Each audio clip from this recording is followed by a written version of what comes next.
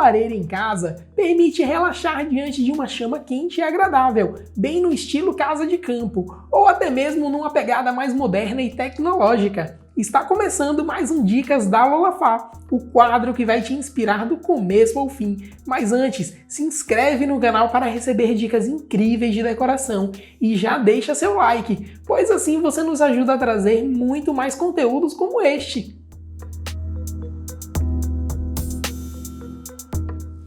A parede que abriga a lareira possui tijolos aparentes para criar um efeito rústico. Ao lado da lareira pode-se notar uma parede que possui mais profundidade para abrigar um conjunto de prateleiras para guardar livros e outros objetos.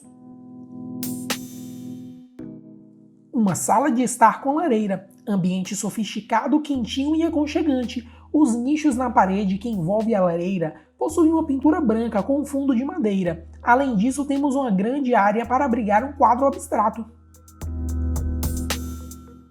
Num clima contemporâneo e descontraído, essa sala de estar com lareira deixa tudo mais agradável. As plantas se destacam nesse ambiente branco.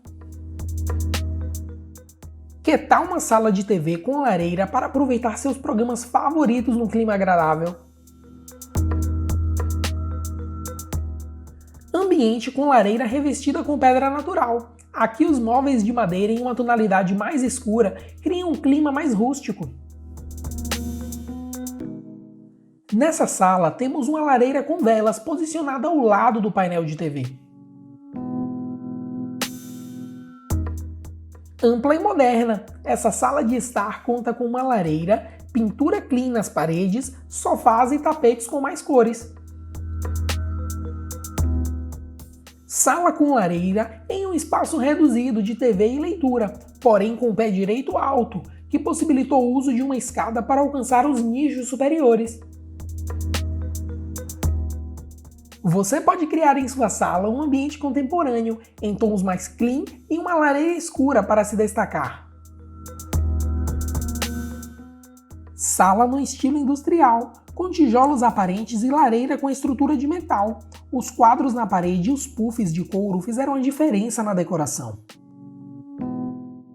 Confere a matéria completa lá no blog da Lolafá, pois separamos diversos outros exemplos. O link para este conteúdo maravilhoso está na descrição. Corre lá, ficou show!